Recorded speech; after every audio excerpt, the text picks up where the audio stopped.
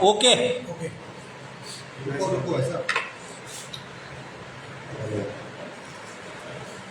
सम्मानित पत्रकार साथियों, आज हमारा प्रेस कॉन्फ्रेंस करने का जो मुख्य मकसद है वो ये है कि बीते 13 जुलाई को भगवान केदारनाथ की जो देवी आपदा आई है 31 जुलाई को जो भगवान केदारनाथ में देवी आपदा आई थी और उसमें हमारे बहुत सारे श्रद्धालु फंस गए थे। तो उनमें जिन लोगों का सहयोग रहा, हमारे जिला प्रशासन का बहुत अच्छा सहयोग उसमें रहा। जिला प्रशासन का मैं धन्यवाद अदा करना चाहूँगा। हमारे आदमी का उसमें बहुत अच्छा सहयोग रहा। मैं आदमी का भी, भारतीय फौज का भी धन्यवाद अदा करना चाहूँगा। हमारे जितनी एजेंसियाँ उसमें थी, NDRF, SDRF, जितनी भी एजेंसियाँ थी, तो सबका मैं तहे दिल से धन्यवाद अदा करना चाहूँगा कि सबके अथक प्रयास से, सबके अथक सहयोग से हमारे यात्री वहाँ से सकुशल निकले हैं। और उसके बाद जो स्थानीय जनता है, स्थानीय हमारे जो व्यापारी भाई हैं और स्थानीय जो हमारे टैक्सी यूनियन के हमारे साथी हैं और जिन लोगों ने भंडारे लगाए हैं, जिन लोगों ने वहाँ पर अथक प्रयास किए हैं, जिन लोगों ने बिना सरकारी सेवा में रहते हुए भी अपनी व्यक्तिगत प्रयासों से इस आपदा में राहत पहुँचाई है, उनका भी मैं धन्यवाद अदा करना चाहूँगा। और खास करके चौमासी ग्राम सभा जो है, चौमासी के रास्ते जो लोग आए थे, तो उनका भी मैं धन्यवाद अदा करना चाहूँगा। यहाँ वहाँ के प्रधान है मुलायम सिंह जी, उनका भी धन्यवाद अदा करना चाहूँगा। तमाम लोग हमारे साथी, बहुत सारे नाम मेरे पास आए हैं, बहुत सारे साथी हमारे इस का उसमें लगे हुए थे और अभी भी लगे हुए हैं, अभी भी भंडारे कर रहे हैं, अभी भी कर रहे हैं, अभी हम वहाँ से आ रहे हैं। तो तमाम लोग राशन इत्यादि इकट्ठा करके जो कर रहे हैं, तो उन सब लोगों का मैं धन्यवाद अदा करना चाहूँगा। और इसमें जो ये यात्रा काल शुरुआती से चल रही, 31 जुलाई को तो आपदा आई है। इस यात्रा में तो शुरुआती दौर में एक प्रकार की आपदा आ गई थी। ये तो देवी आपदा आई, देवी आपदा तो 31 जुलाई को आई। लेकिन ये यात्रा इस साल 2024 की जो यात्रा शुरू हुई थी, तो शुरू से ये आपदा में थी। इसका मुख्य कारण ये था कि सरकार ने इसको रजिस्ट्रेशन कहा कि हम रजिस्ट्रेशन करेंगे, और रजिस्ट्रेशन में जो यात्री थे उनको इन्होंने ऋषिकेश में रोक दिया। यहाँ का जो हमारा व्यापारी भाई था, घोड़ा खच्चर वाला था, जो मुंबई से, दिल्ली से, बाहर से यहाँ रोजगार करने आता है, वो ऐसा बैठा हुआ था। अच्छा होता कि कुछ यात्रियों को आप श्रीनगर रोकते, कुछ को रुद्रप्रयाग रोकते, कुछ को पुणे रोकते, कुछ को गुप्तकाशी रोकते, तो हमारी यात्रा में हमारे लोगों को रोजगार मिलता। और पर्यटन की दृष्टि से भी हमने कहा था इसको पर्यटन और पर्यटन से जोड़ करके इसको रोजगार से भी जोड़ा जाए। लेकिन इसको न तो पर्यटन से जोड़ा गया, न तो पर्यटन से जोड़ा गया। इसको खाली आपने पहले से ही इसमें आपदा सरकार आ गई थी कि सरकार ने जो है इसको रजिस्ट्रेशन के नाम पर इस यात्रा को रोका और यात्रा नहीं होनी थी, जिसका प्रभाव हमारे बेरोजगार भाइयों पे भी पड़ा और जो श्रद्धालु थे उन पे भी पड़ा। और इसके बावजूद भी आज भी सरकार कह रही है कि कितने लोग फंसे हुए हैं, कुछ आंकड़ा इनके पास नहीं है। दूसरी तरफ आप रजिस्ट्रेशन की बात कर रहे हैं, तो ये कैसा रजिस्ट्रेशन है कि जिसमें आपके पास आंकड़ा नहीं है। एक तरफ तो आप रजिस्ट्रेशन कर रहे हैं कि कितने लोग गए, उसका तो पूरा आधार कार्ड आपके पास होगा, नाम होगा, पता होगा, लेकिन उसके बावजूद जब आपदा आई है तो आपके पास कुछ ऐसा नहीं है। और रही आपदा की बात, तो जब हम पहले दौर में भगवान केदारनाथ की यात्रा पे गए थे, तो जितनी पोर्शन पे आपदा आई उतनी पोर्शन पहले से लग रहा था और आपको भी लग रहा होगा कि उस पर आपदा आएगी। और निश्चित रूप से जब हमारे घर का पुस्ता या गांव का पुस्ता कोई टूटता है बरसात में, तो पहले दिख जाता है कि ये साल या मकान जो टूटता है तो पहले से कमजोर पड़ जाता है। तो 8-10 जगह ऐसी थी कि जहां पर लग रहा था कि इस साल बारिश आएगी तो ये टूटेगा। फिर भी जब आप मौसम विभाग आपके पास है, मौसम विभाग ने कह दिया था कि बारिश आने वाली है, तो आपने रात को यात्रा रोकनी थी, लेकिन रोक नहीं पाए। सरकार की कमी थी, और सरकार की एक कमी नहीं थी, बहुत सारी कमियां इस यात्रा के अंदर हैं। और इस तरफ अगर हम जाएंगे तो कमियां बहुत मिलेंगी। लेकिन जिला प्रशासन ने, जिला लेवल के जो अधिकारी हैं, जो हमारे नियम है, SP हैं, अन्य अधिकारी हैं, उनका मैं धन्यवाद अदा करना चाहूँगा कि उन्होंने हर हालत में इसको रेस्क्यू को सफल बनाया।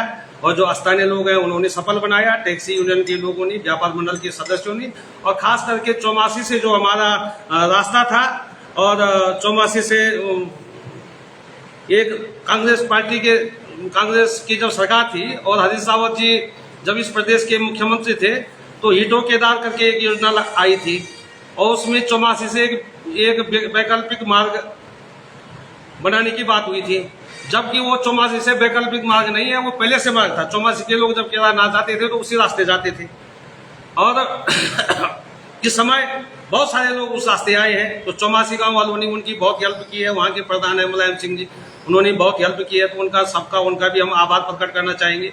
और सरकार को आने वाले समय के लिए इसमें सतर्क रहना होगा, इसमें यात्रा को जो है पर्यटन से जोड़ना होगा, और पर्यटन को रोजगार से जोड़ना होगा। फिर रोजगार से जब जुड़ेगा तो स्थानीय आदमियों की भी जिम्मेवारी बनेगी, हर हालत में बनेगी। इस समय स्थानीय आदमियों ने जिम्मेवारी ली, पूरे लोगों ने जिम्मेवारी ली, और जिम्मेवारी के साथ इस देवी आपदा में डटे रहे, तो तब जाकर के हम इसमें काफी हद तक सफल हुए।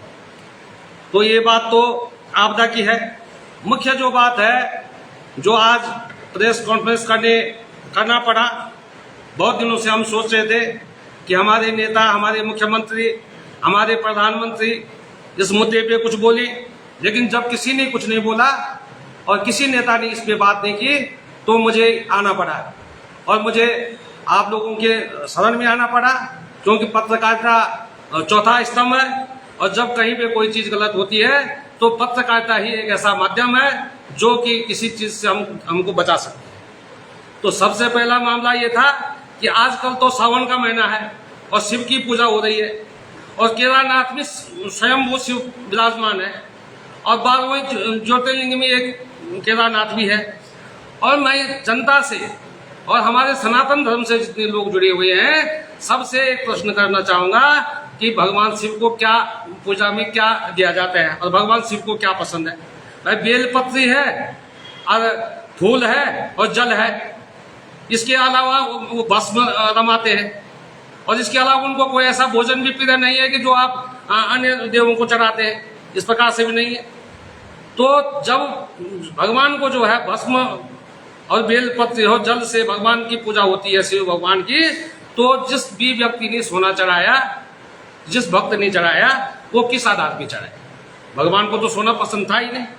और जो मंदिर समिति के लोग थे वो कुछ विवेकशील होंगे, उनके अंदर भी कोई विवेक रहा होगा, वो भी मंदिर समिति के सदस्य हैं, अध्यक्ष हैं, वहाँ कोई पुरोहित के पद पे होगा, तो उन्होंने भी कोई रखा होगा कि भाई हम इस मंदिर में स्वर्ण उससे सोना क्यों लगाए। और जब लगा दिया था तो इसमें आंकड़े आए हैं, किसी ने कहा 2 कुंटल 28 किलो लगा है, किसी ने कहा 2.5 कुंटल लगा है, किसी ने कहा 1.5 लगा है। जो भी लगा वो रसीदें पड़ी हुई है, और मेरे पास भी उसकी रसीद है जो उन्होंने उनको प्राप्त की। अब वो सोना वहां लगा, और उसके बाद किसके प्रस्ताव पे वो लगा?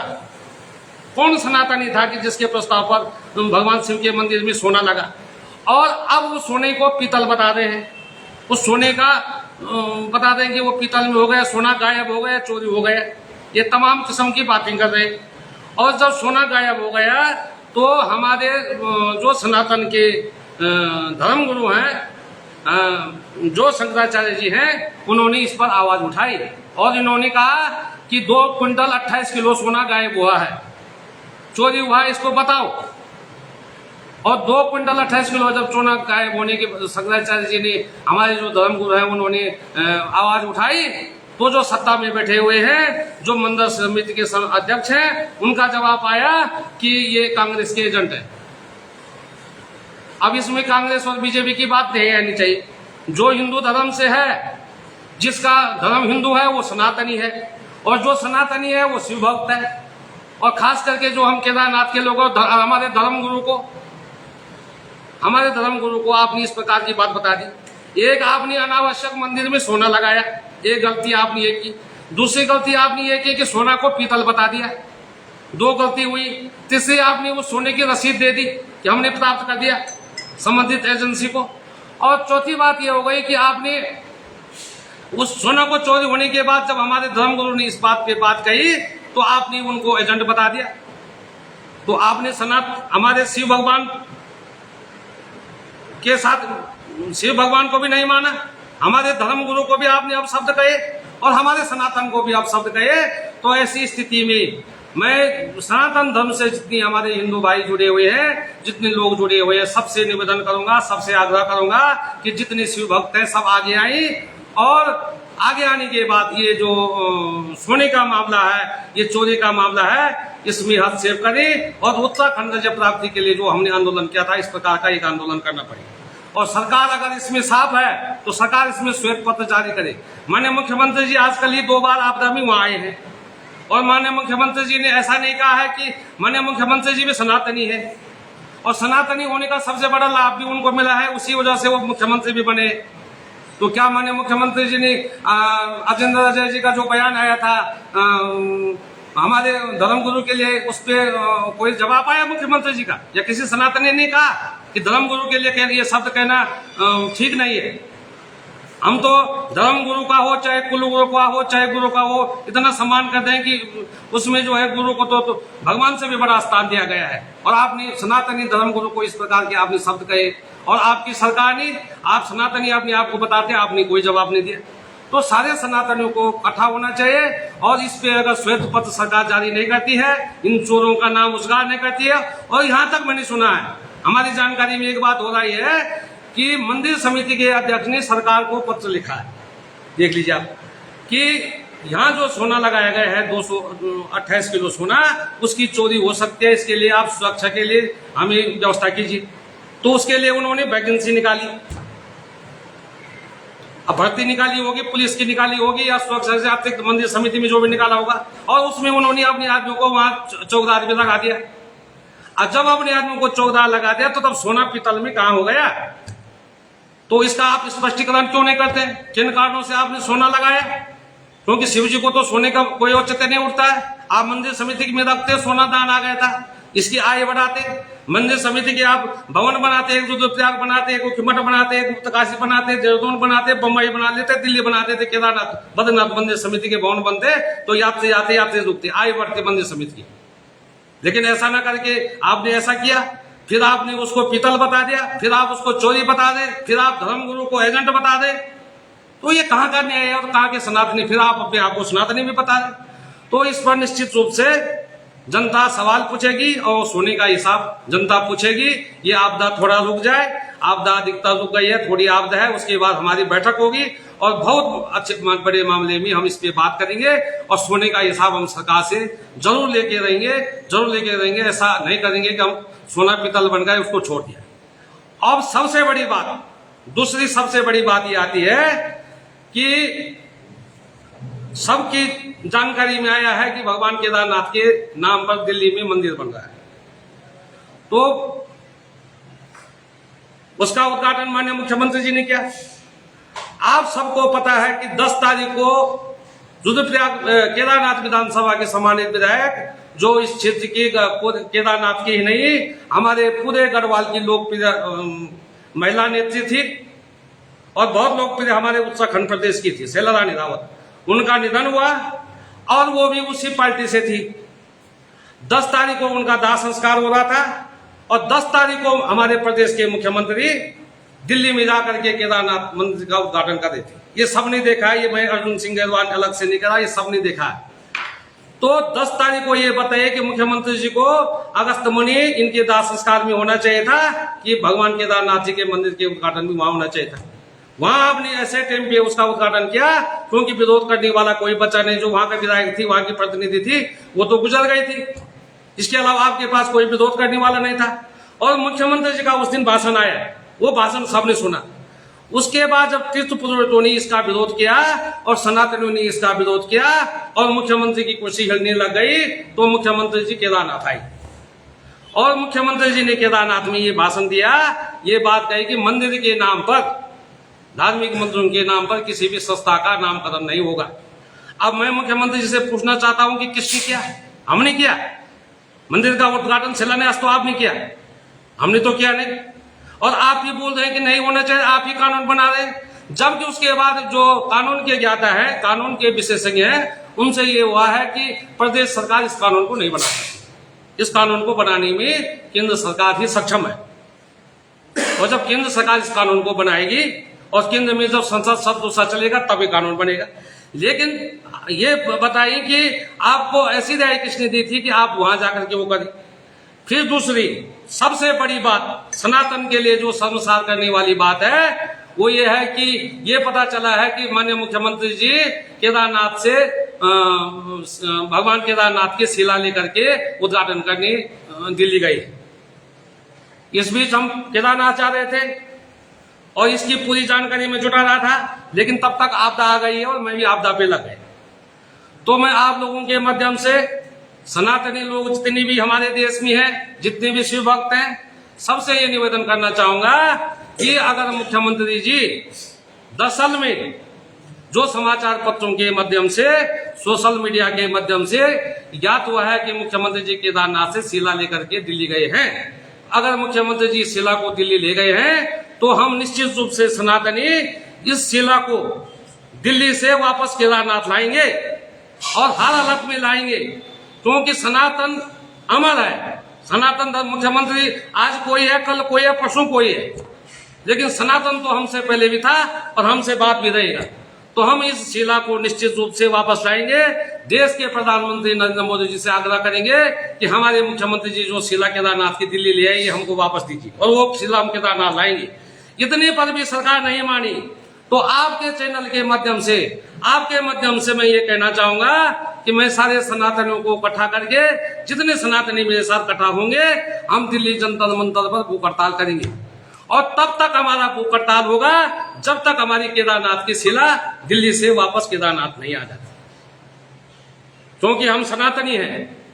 इसमें कई लोग प्रश्न उठा रहे हैं कि मंदिर तो कई बनते हैं, बद्रीनाथ का भी बना है, उनका बना। उन सनातनी लोगों को मैं कहना चाहूंगा कि ज्योतिर्लिंग 12 है, ज्योतिर्लिंग 12 में 11 नहीं हो सकते हैं और 13 भी नहीं हो सकते हैं, 12 ज्योतिर्लिंग है।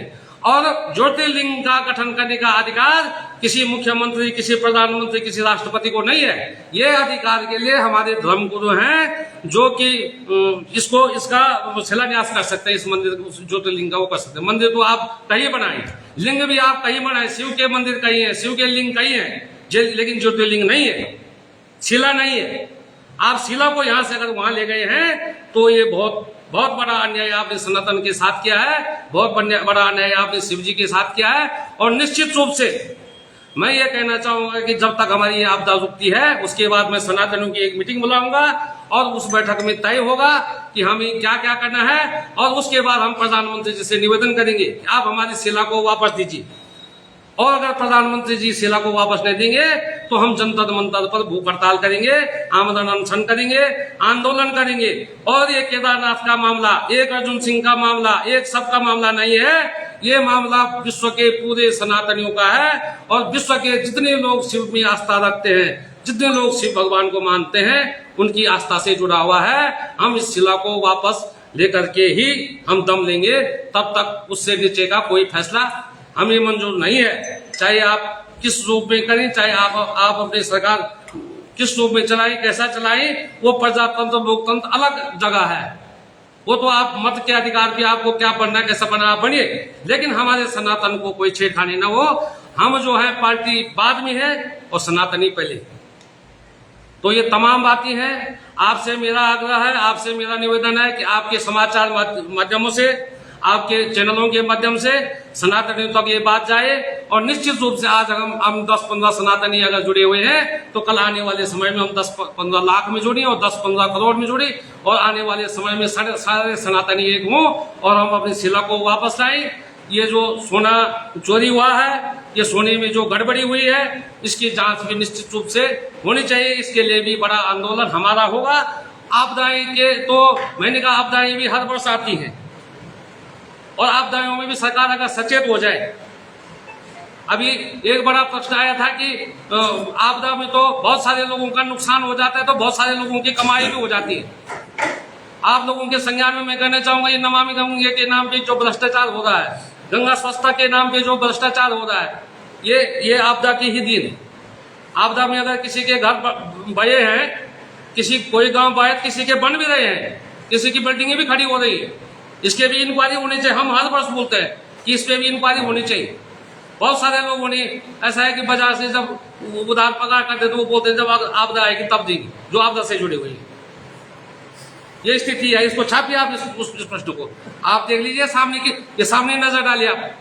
जो आपदा में जो घाट बने थे रुद्रप्रयाग संगम में सारे डूबे हुए हैं सारे, और फिर बनेंगे, फिर डूबेंगे, फिर बनेंगे, फिर डूबेंगे। तो इसको आप 10 मीटर ऊपर क्यों नहीं बना लेते इन घाटों को जो परमानेंट बने रहे। तो ये स्थिति हमारे देश की है और निश्चित रूप से आप लोगों का सहयोग इसमें मिलेगा। और ये जो शिला हमारे मुख्यमंत्री जी केदारनाथ से दिल्ली ले गए हैं, इसको वापस लानी हम जरूर लाएंगे। इसमें आप लोगों की मदद हमको मिलेगी। चौथा स्तंभ जब खड़ा होगा तो तब जाकर के इसमें हमें काबिल मिलेंगे। बाकी आप मंदिर बम्बई बनाओ, दिल्ली बनाओ, आप गुजरात बनाओ, विदेश बनाओ, जो जहां पर सक्षम है वो वहां बनाए, उसे इनकम करते रहे और जिसको चंदा देना है वो दे। लेकिन जहां तक धाम वाली बात है वो धाम नाम उससे हटा दे और हमारी शिला को हमें वापस दे दी, ताकि हमारी शिव में आस्था बने रहे। आप लोगों के कोई प्रश्न है तो। घेरवाल जी, आप कांग्रेस की तरफ से लगातार इतनी बातें बोलते रहते हैं, लेकिन कांग्रेस पार्टी ने अभी तक आपको कोई पद नहीं दिया है, क्या कारण है? आज तो मैंने कांग्रेस पार्टी की तरफ से नहीं, आज मैंने सनातन धर्म की तरफ से बोला है। फिर भी आपने प्रश्न किया है तो मैं कहना चाहूंगा कि मैं तो बहुत पहले से कांग्रेस पार्टी में दादा से, पिताजी से जुड़ा हुआ हूं और मुझे अर्जुन सिंह कांग्रेसी ही पहले लोग बोलते थे, अब भी बोलते हैं। तो निश्चित रूप से अब ऐसा है कि पार्टी ने मेरे प्रति जो है, पार्टी की आंख में जो कबाड़ बैठा हुआ था वो धीरे धीरे करके उसकी सफाई हो रही है और धीरे धीरे करके पार्टी की नजर मेरे पे पड़ रही है। तो जिस दिन आंख का कबाड़ पूर्ण रूप से निकल जाएगा और पूर्ण रूप से पार्टी मुझे देखेगी, तो निश्चित रूप से कुछ ना कुछ उस दिन पार्टी देगी और जो कार्य देगी उसको हम करेंगे। और रही बात उसकी, तो आज तो मैं कांग्रेस पार्टी के रूप में, आज मैं एक सनातनी के रूप में आपके बीच आया। घेरवाल जी, जो रेस्क्यू चल रहा है केदारनाथ में, क्या उसको लेकर आप संतुष्ट हो? देख लीजिए, संतुष्ट तो अभी तो बहुत लोग, ये है कि बहुत लोग गायब हो रखे हैं, संतुष्ट नहीं है। मैंने अभी आपसे कहा कि सरकार तो एक तरफ तो सरकार ने कहा था कि रजिस्ट्रेशन कर रहे हैं, रजिस्ट्रेशन बंद कर रहे हैं, और सरकार ने कई दिन तक रजिस्ट्रेशन नहीं किया। और सरकार ने रजिस्ट्रेशन इसलिए नहीं किया कि सब जो रजिस्ट्रेशन के भी ठेके दिए गए। खास बात ये है, देख लीजिए, महत्वपूर्ण बात पत्रकार भाइयों, इसमें महत्वपूर्ण बात ये आती है कि सरकार ने जिस कंपनी को रजिस्ट्रेशन का ठेका दिया, वो गुजरात की कंपनी है, कहाँ की कंपनी है, लाखों करोड़ों में रजिस्ट्रेशन का ठेका दिया, उस कंपनी को ये पूछा जाए कि केदारनाथ में कितने लोग गए थे, कितने रुके हुए हैं, कितने दबे हुए हैं, कितने मरे हुए हैं, कितने निकाले गए। उनके पास ये है कि 615 निकाले, और 615 कौन कौन से निकाले वो रिकॉर्ड नहीं है। अब रजिस्ट्रेशन किस बात का हुआ सर, किस बात का रजिस्ट्रेशन हुआ? आपने गौरीकुंड से केदारनाथ तक आपने दुकानों का आवंटन किया, उसमें आपने नाम लिखा, बाप का नाम लिखा, गांव का नाम लिखा, आधार कार्ड जोड़ा, पिन कार्ड जोड़ा, सब कुछ जोड़ा, दुकान का नंबर लिखा कि 50 नंबर की दुकान गहना सिंह को है, 19 नंबर की फतेह सिंह को है। अब 19 नंबर की दुकान जब बढ़ेगी तो फतेह सिंह भी बा होगा, 49 नंबर की गहना सिंह की गई तो गहना सिंह भी बा होगा। ये तो आपके पास रिकॉर्ड है। तो आपने कुछ यात्रियों का रिकॉर्ड, उसका रिकॉर्ड क्यों नहीं रखा? आप घोड़े के आपके पास नंबर है, अब घोड़े जैसे जानवर के अंदर जीपीएस आपने लगा रखा है, तो वो भी खैर न्यायोचित नहीं है, वो भी खर्चे की बात थी। लेकिन चलो फिलहाल उसकी तरफ हम नहीं जाना चाहेंगे, उस तरफ तो आपके डॉक्टर है, आपकी प्रशासनिक बोर्ड वो है, तो उसमें भी आपको देखना चाहिए। अगर ये घोड़ा कहीं इधर उधर हो जाता है तो सरकार को पता चल जाएगा। जब आपने जीपीएस लगा रखा है, उसके अंदर नंबरिंग हो रखी है और ये भी पता है ये घोड़ा किसका है, इसका मालिक कौन है, ये पूरा डाटा आपके पास है। तो जब ये स्थिति होती है तो सरकार को पता चलना चाहिए। और आपने रजिस्ट्रेशन कंपनी को भी करोड़ों रुपए दे रखा है। तो यहाँ ये क्या ये मैं यही तो कह रहा हूं कि आपदा में कोई लोग बहते हैं तो कोई बनते भी हैं, और ये बनने का यही कारण है और बिगड़ने का यही। हमारे भाई लोग आज वो देख लीजिए कि खच्चर वाले जो केदारनाथ में है उनकी स्थिति क्या है, आज जो दुकान को लेकर के बैठे हुए केदारनाथ में है उनकी स्थिति क्या है, आज तमाम लोग जो छोटे छोटे व्यापारी थे, छोटे छोटे भाई थे, उनकी स्थिति क्या है, आज जो हमारे गाड़ी घोड़े वाले थे उनकी स्थिति क्या है, व्यापार उनकी स्थिति क्या है। तो और ये शुरुआती दौर से यात्रा तो 31 जुलाई को आई है, आपदा तो 31 जुलाई को आई है, यात्रा से तो पहले से मैं कह रहा हूँ कि यात्रा तो पहले से आपदा में चल रही है। यात्रा कभी तो ठीक थोड़ी नहीं चली, यात्रा को तो आपने आपदा में उसी दिन धकेल दिया था जब आपने कहा कि यात्रियों को आपने ऋषिकेश में रोक दिया। अब आप ऋषिकेश में तो यात्रियों को रोक रहे हैं, लेकिन श्रीनगर में नहीं रोक रहे हैं, रुद्रप्रयाग में नहीं रोक रहे हैं, अगस्त्यमुनि गौरीकुंड को काशी नहीं रोक रहे। हमने तो कहा था कि उस समय भी मैंने बीच में बाइट दी थी और हमने कहा था कि रुद्रप्रयाग जिले के ही अंदर बहुत सारे मंदिर ऐसे हैं जिनको पर्यटक स्थल बनाया जा सकता है। होम स्टे आपकी योजना है, इसी सरकार की योजना होम स्टे है। आप होम स्टे में ठहराइए, आप इसका रजिस्ट्रेशन करवाइए, इन होटलों का आप रजिस्ट्रेशन करवाइए। आपको पता है कि रुद्रप्रयाग जिले में कितने बाजार में कितनी होटल है, उसमें कितने कमरे कितने यात्री ठहर सकते हैं। आप तो सारे के सारे जो है आप रिस्केस रुकवा दें, वहां तो जाम लगवाने के भी कमीशन खा दें, जाम लगवा दें और शाम तक जो है वो कर दें। तो यहाँ का आदमी भूख से मर रहा है, यहाँ के आदमी को रोजगार नहीं मिल रहा। इस समय की स्थिति ये है कि जो आदमी आपदा से बच करके घर आएगा वो इन 10 महीनों में भूख से मरेगा, ये देखना आप, क्योंकि उसके बाद कोई चारा नहीं है। 25% की छूट मिल गई है, अब हेली में आप भी जाओगे? नहीं, हेली में तो वो किसी भी देख लीजिए, वो यात्रा से वैसे हेली का भी मैंने विरोध किया था, हमने हेली का भी विरोध किया था। और हेली का विरोध इसलिए किया था कि वन्य जीव संरक्षण में आप कहते हैं, आप तो कहते एक तरफ तो आप कहते हैं कि साहब बदानी से बुनालगांव छेनगार सड़क नहीं जाएगी, वन भूमि बीच में आ रही है, जंगली जानवर प्रभावित हो रहे, और क्या जो ये हेली केदारनाथ में चल रहा है इससे वन जीव प्रभावित नहीं हो रहे? गहरवाल जी आप यात्रा व्यवस्थाओं के लिए सवाल खड़े कर देते हैं, लेकिन रेस्क्यू में सरकार की पीठ दबाते हैं, क्या है ये? मैंने ये कहा कि रेस्क्यू में जिला प्रशासन का मैंने आभार प्रकट कर दिया। रेस्क्यू में जितनी हमारी एजेंसियां लगी हुई थी, चाहे वो हमारी आर्मी थी, चाहे हमारे अन्य एजेंसियां जो लगी हुई थी, सबका मैंने धन्यवाद अदा कर दिया। चाहे हमारे जो व्यक्तिगत लोग जितने लगे हुए थे वो उनका धन्यवाद अदा कर दिया है कि वो धन्यवाद के पात्र हैं और उन्होंने बहुत बड़ा काम ये रेस्क्यू में साथ दे करके किया है। ये तो रेस्क्यू की बात है, लेकिन रेस्क्यू तो हो गए, जो लोग जिंदा थे वो आ गए, जो लोग मर खप गए होंगे उनका भी पता चल जाएगा। लेकिन समस्या ये है कि जो ये रोजगार की ये भी एक आपदा है जो सरकार के द्वारा दी गई, रजिस्ट्रेशन के नाम पे ये आपदा है, ये सरकार की दी हुई आपदा है। ये तो जो अभी आई है देवी आपदा थी और इससे तो निपट गई और निपटा जाएगा आगे तो 2 दिन बाद, 10 दिन और लगेंगे, मार्ग भी खुल जाएगा 10 दिन बाद। लेकिन सरकार ने जो आपदा हमको दी है वो आपदा जीवन भर के लिए हमारे पास, तो उस आपदा पे हमें जाना होगा कि जो बेरोजगारी की आपदा है, जो रजिस्ट्रेशन के नाम पे आप यहाँ यात्रा नहीं आने देते हैं। आप कैंची धाम आप यात्रा को ले गए, आपने कुमाऊं यात्रा को घुमाया, लेकिन आपने गढ़वाल यात्रा को नहीं आने दिया। अगर वो यात्रा यहाँ आती तो यहाँ के आदमी को रोजगार मिलता।